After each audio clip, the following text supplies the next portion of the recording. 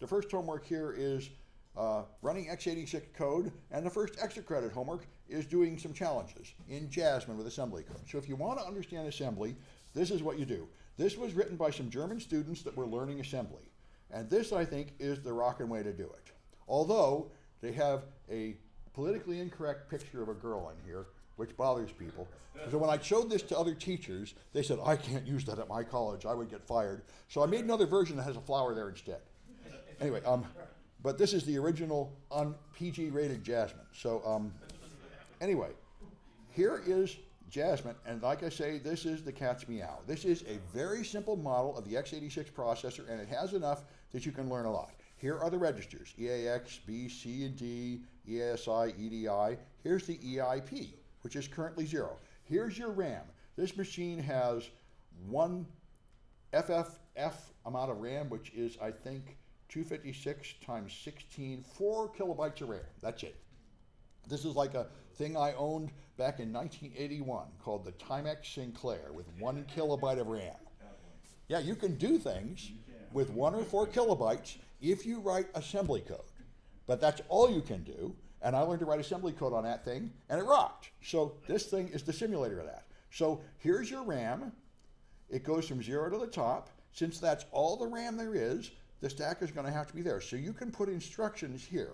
Like I can put move EAX 0x01.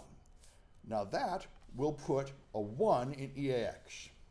And it has a little thing down here that will tell you that. It explains every command. So let's run that command, that thing. I run it, and it puts a 1 in EAX.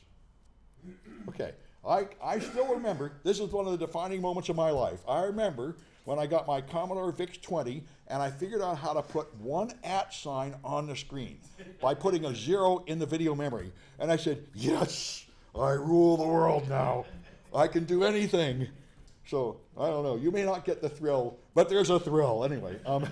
So now, let's try move, let's put that in a spot in RAM. So let's put, let's put EBX, let's put 10 in EBX, which is going to be 0A, that's 10. Then I'm going to try to write to that location in memory. So I'm going to move, in fact, I've just changed my mind, I'm going to write 12, because it's an integral multiple of 4. C is an integral multiple, is 12 in hexadecimal. This will put C in B. Then I'm going to try and move to that location. I'm going to put in EBX 0x01. Let's see how this all goes. So now I can step through it one step at a time, or I can run it to the stop. I think this is one step. Let's try it. Yeah, it was. That put 12 in EBX. It's showing it to us in ugly decimal. I can put it in hex, and that'll show you what it really looks like in hex. I guess for the moment I'll put up with ugly decimal. Anyway, so that puts a 12 in EBX. And the next one is going to write that 1 here at memory location C.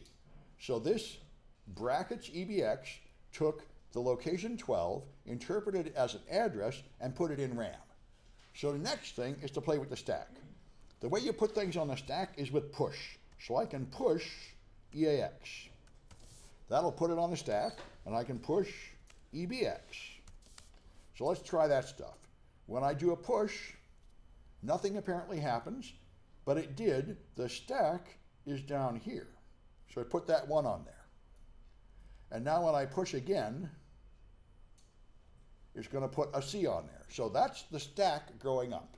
Now if you want to take things off the stack, you pop them. So I can pop, and then I have to tell it where to put it. So I'll put it in like ECX. This will take whatever's on top of the stack and put it in ECX. So I'll do that. And now ECX has that 12. And the stack pointer moved. See, the base pointer is down here at 4096, which is just off the screen. And the stack pointer is now 4092. The stack pointer is what counts, where the top of the stack is. So you can learn how it all works here in this cute little environment, and you can just save this stuff and run code. So you got some homework projects here. So let me just point out the homework, which is here. This is Project 0 using Heasman, because I already had some stuff numbered and I was too lazy to renumber all the others. And you have to have Java. You can run it on any OS. And then you download this thing and run it. Here's the registers. here's the code, and here's the memory, like I've been doing it. So you make a little instruction here, move some things around, and then here's a program that moves some numbers around from place to place, and then you'll end up with a screen showing that you got a 4, 6, and a 10 in there, just showing you got it working. And then there's some push and pop stuff to show that you're in control of that. So you understand basically how this assembly works. That's the idea. And then I've got a few more things down here to try it out. This is something that reverses a sequence. So let me just show you this one. I said type in these instructions, but you don't have to. You can copy and paste them. There. So there's my new program. Now I'm in the middle, so I'm going to rewind. Okay, now this refreshes the processor, so the extended instruction pointer goes back to 0. I'm up here, and now all the registers are emptied and stuff, and the stack goes to its original state, which is the bottom and top of the stack are both pointing to 4096. There's nothing on the stack. The size is 0 right now. So the first 4 commands are going to put 1, 2, 3, and 4 in the 4 registers. So let's just step through them. 1, 2, 3, 4. Okay. Now my goal is to reverse this sequence. So now I'm going to push it on the stack. A, B, C, D. Push, push, push, push. So now I have 4 32-bit bytes, 32-bit words on the stack. So now the stack pointer is 4080. The base is 4096. There are 16 bytes of data on the stack.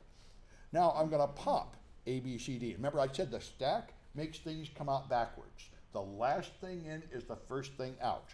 So when I pop it, it's going to take this value and put it in A. So A, B, C, D. You push it on the stack, you pull it back, and it comes out in reverse order. That's the whole point of the stack, because its entire purpose is to help you handle calling subroutines and returning from subroutines, which is something that happens in backwards order. All right. So I think that's it for this one. And after you've done that, there's an extra credit one where you have to solve a few challenges. Let me shrink this down if I can. There we are. Ah, come on. Stop messing with me. All right. Fine. All right. So here's the extra credit project 1X. And this one, you don't have much instructions, but you have something to do. There's some code you can run, and it's going to spell out a message in ASCII. I can't make printable letters, but you'll see ASCII code you can turn down, so you have to find that. It does something malware does a lot. It creates it, has it only temporarily, and then destroys it. This is quite common, and you have to stop it partway through to get to the part that has the secret. Then write an assembly language routine that calculates Fibonacci numbers. Puts them in memory, 0, 1, 1, 2, 3, 4.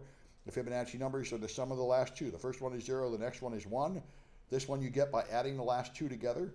This one you get by adding the last 2 together, and you continue that way. 1 plus 1 is 2, 1 plus 2 is 3, 2 plus 3 is 5. So that's a challenge. Write that in machine code, assembly language, and that's a couple, just so you see the joy of assembly language programming. You will notice it takes a lot of work to accomplish very little. This is why people much prefer to use Python and C and Java and all those other languages. But to do what we're doing here, you need to have some ability to do a little bit of basic assembly. All right, so here's a few more instructions. So move is the most common thing. You move from the source to the destination. This is the Intel format, which Windows developers typically use, where you have source on the right and destination on the left. There is an AT&T format where it goes the other way just to give you a headache. We're going to stick with Intel, but some blogs and some tools put it the other way. So just to give you more headaches, sometimes the big number is on the left, and sometimes the big number is on the right. Sometimes the source is on the left, and sometimes it's on the right. When I get confused, I just look for an immediate value. Because if there's a number there like 10, you can't write into 10. That has to be the source. The other one has to be the destination. Anyway, remember indirect addressing, brackets around something means that that value is a memory address going into RAM. It's not literally going into that register. So here's moves. This one will put what's an EBX into EAX. The next one will put 42 into EAX, although it's really 42 hexadecimal. This one will take that location in RAM, and whatever's there, it's going to put it in EAX. So this is a long hexadecimal string that points to some location in memory. This is going to take the EBX register, interpret it as an address, find the contents of that RAM location, and put it in EAX. This one's going to take EBX plus ESI times 4, calculate that, call it an address, and put it here. Now this is what I mentioned about the ESI. The ESI is typically indexed to count through things, and this is very common. Suppose you want to copy a string, like a message, saying error of some sort. You want to copy a whole series of words, one after another. And so this is why you jump forward by 4. 4 bytes will take you to the next word. One move will move 32 bits because it's a 32-bit processor. So I move 1 here, then I have a loop that increments ESI. So I copy the first word, then ESI goes up by 1, and I copy the next word, and so on. So this is a construction you'll see quite often. A base plus an index times 4 is how you move blocks of memory. There's a thing called load effective address that lets you do these calculations. I'm not going to worry about that too much. This just shows you the point. If EBX is B30040, then you have your RAM here, and if you put brackets around it, it refers to this location and the contents of that location, not the address itself. So sub will subtract from something, add will add to it, increment will add 1, decrement will remove 1, and you have multiply and divide 2. They're all available to do these things. And our old friend NOP, which is actually one of the most important instructions for us. Just like if you take arithmetic, I remember they taught, when I was like in 2nd grade, they taught me 0. They said 0 is important. I'm like, why is 0 important? If anything seems unimportant, that would be 0. They said, no, 0 is really important. So NOP is the instruction that does nothing. The processor does nothing and just goes down to the next one. This sounds useless, but it's going to turn out to be really useful to us because the basic thing we're going to be doing in this class is you're going to be putting in data somewhere, like there's some input field, like a username and password, and you're putting something in the password that's maybe 1,000 bytes long. So you're putting in this block of data, and then you want to somehow trick it into executing that code. The problem is you don't know where it is. So you try to jump to it, and you're guessing where it is. So instead of just putting an exploit, which might be 50 bytes, you put 500 NOPs followed by the 50 bytes, and now you have a nice big target to shoot at.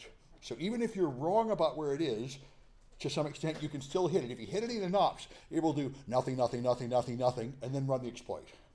So NOP sleds are one of the things you look for in antiviruses and other things because attackers typically have 1,000 or 10,000 NOPs in whatever they're inserting to make the exploit work better. By the way, you don't have to use NOP. You could put increment, decrement, increment, decrement. You could do any kind of pattern of commands that doesn't accomplish anything, but NOPs are the safest and the most common one. Like we talked about the stack, the ESP points to the top of the stack, the EBP points to the bottom, push puts something on the stack, and pop pops it off the stack. And if you call a subroutine, it automatically puts a bunch of information on the stack to remember how to come back. And if you enter a return from that subroutine, it undoes that, popping a bunch of stuff off the stack. That's what the stack is for, saving all the information that makes it possible to stop what I'm doing, go do something else, and now resume. So that's function calls. So if I'm running a program and then it decides to print something, I'll call a function like Predef, and so it's going to have a prologue automatically created by the compiler here, which will then save my current state. Then enter this function, and after the function is over, it'll have an epilogue that restores the state from the saved information so I can resume what I was doing. Just like you're working on something, then the phone rings, you have to stop and do something else. Then when that is over, you have to come back and resume what you were doing, hopefully having remembered where you were. All right, so this works by stack frames. You'll have like a main function here, which has some variables and information, and then you call a subroutine, so the stack will grow, it'll make another frame, and all the local information to run that is here, and if this calls another function, you have another stack frame, and these things are called stack frames, just areas of memory that are used by a subroutine and another, and the deeper you go, the more you pile up the stack frames, and when you start returning from functions, you pop them off and climb back up, shrinking the stack. That's the purpose of the stack. So the stack frame looks like this. It's got local variables used in the subroutine that are only going to have meaning while the subroutine is running and then be lost when I return. And then someplace it has the return address stored. And if I can, this means under certain conditions, I can put too much data in a variable and go past where the end of the variable is and change the return address. And that's how you take over the box. Because now when it tries to return, it's confused about where it should go, and it goes to the wrong place, which you attempt to carefully choose to run the code you inserted. So test compares two things to see if they're equal. CMP does essentially the same thing. You can branch, you can jump if the result was 0 of the last comparison, or jump if the result was not 0. This is how you make an if-then loop or for loop. Every C has a main function, which is where it starts. This is the entry point for the program. When you type the name and press enter or double click on the icon, it starts in main. That's where it starts, and then main will call all the routines. You can pass in arguments with argc and argv. We'll play with this. So CP is a C program. All Linux commands are written in C. So that's copy. This will copy foo to bar. So this thing has 3 items on the command line. The first bit is CP, the next bit is foo, and the next bit is bar. Those are the 3 elements in the line. The first one is the name of the command. The next 2 are the arguments for the command, and this will copy a file named foo to a file named bar in the bash command line. So this is what C looks like in assembly. If I have a number, and then I do number plus plus to add one to it, it will look like this. Define a number in assembler, then put that in a register, then increment the register, and then put it back in the number. So it takes 3 commands here to do one C command, the number plus plus, because you can't directly add to a number in memory. You have to put it in a register, add to it, and then put it back in memory. This is typically the process you go through. All right. So here, if I want to do a comparison, I'm going to have a number, and then if number is less than 0, I'm going to do something.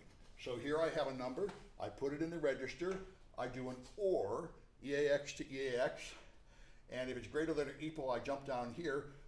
The OR will be 0 if the number is 0, and not otherwise. So if EAX was 0, it will go here, or less than 0. That's the plan here. Yeah. I don't understand where label got in there as a variable, or what is label? What type of Label? Well, this number. See, this is the way you write it in something. You take a thing called number and you reserve some number. That's what TW is, define a word. So you take a bit of memory and call it number. And then you can refer to it down here. That's the assembly language part of it. Okay. Yeah. So OR only checks if it is 0 or not. I think it does. And so I'm not sure this is an exact match. Yeah, I think this is actually if number not equal to 0. So it's not a by the way, no, JGE, I'm not sure I can explain it exactly. It may be right, but I'm not sure I can go to the details. And I'm not looking for that level of comprehension here, really. The general idea will do. Here's an array. You define an array with 4 values, and then you put a value in array element number 2. So you define an array here, array define word with 4 words. So I got enough room to store 4 32-bit words. This is the thing that's going to lead to buffer overflows. This is what you do in C. If you want to store some data, you have to tell it how big the array is. But then, when you try to use 100 elements, it won't stop you because C does not look out for you. It just does what you tell it to do, no matter how blatantly stupid it might be. So here I've reserved room for 4 spaces, and here I put a 2 in EBX, and then I put the 9 in there. This array sub EBX is a way to refer to the number 2 item in that list. Starting counting at 0 just to make sure you've always got a headache instead of starting at 1. So here's a triangle. You want to calculate the size of a triangle, so I want to take width times height over 2. So this is how it looks in C. I have an integer array with 5 values there. I'm not sure why they bothered with that. But then I have area equals width times height over 2, return area. And the only thing I thought was interesting here is there's the multiply. This is the assembly code to do that. And like I say, it gets sort of confusing.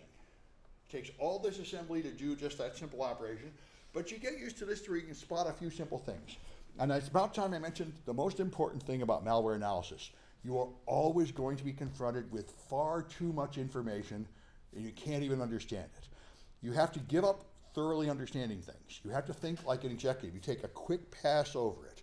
So often when I look at assembly code, I don't even try to figure out the instructions at all. I just look for something I can read, like the name of a routine or the name of a variable. Read what's easy to get and start that way. and then you figure out what part is important and dig in only on that part. If you try to understand the whole thing, you will work forever and never get anywhere. So don't panic if this all seems too confusing. You get used to it in little stages, but even a first pass shallow comprehension is enough to get started, and then you gradually get better at it. This assembly looks like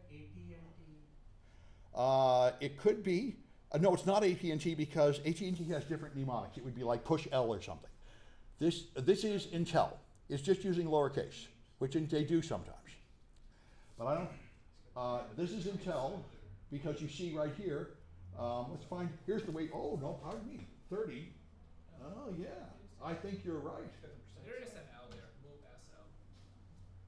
But it should. But you're right. There's a 30 on the left. So this must be. This is backwards. Thank you. That'll give you a headache.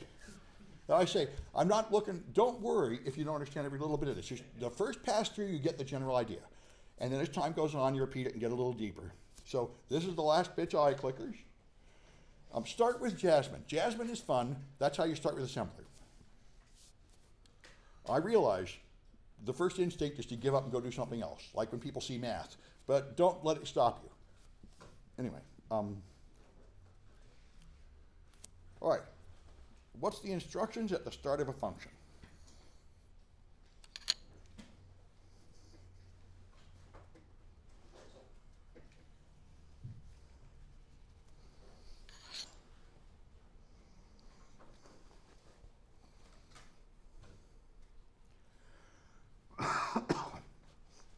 All right, I'm quitting at 25. At the start of a function, you have the prologue.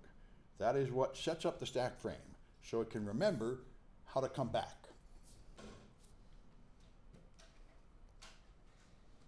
All right. Which mnemonic enters a function?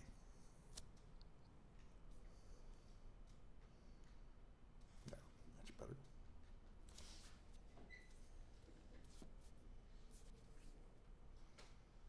All right, I'm quitting at 25 down here.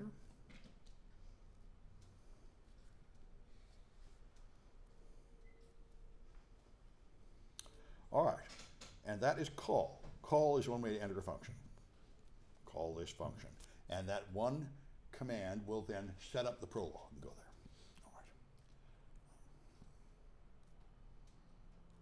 All right. All right. Which mnemonic multiplies two numbers?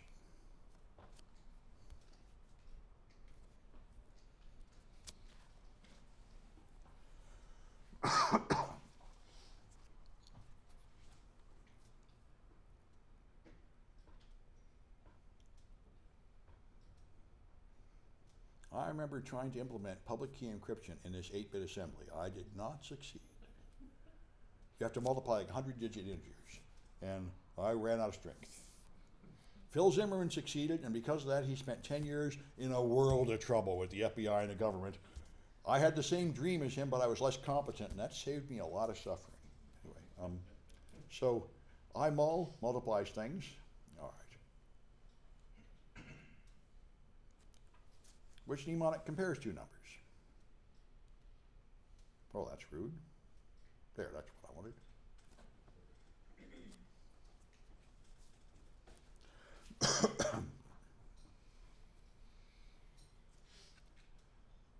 Quitting at 25.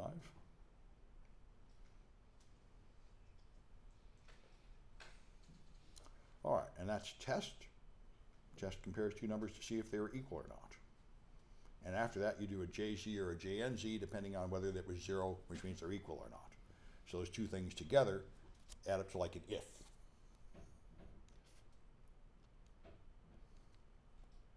All right, which one serves a special purpose for buffer overflows?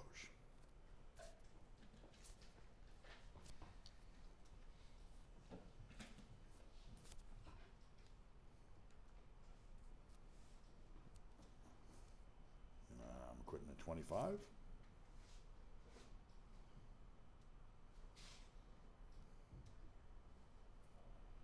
All right, and that's NOP, does nothing, and turns out to be quite useful for attackers to make exploits that work better.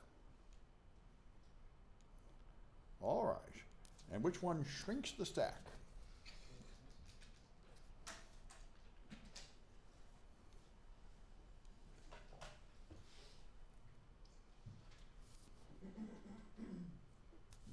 quitting at 25.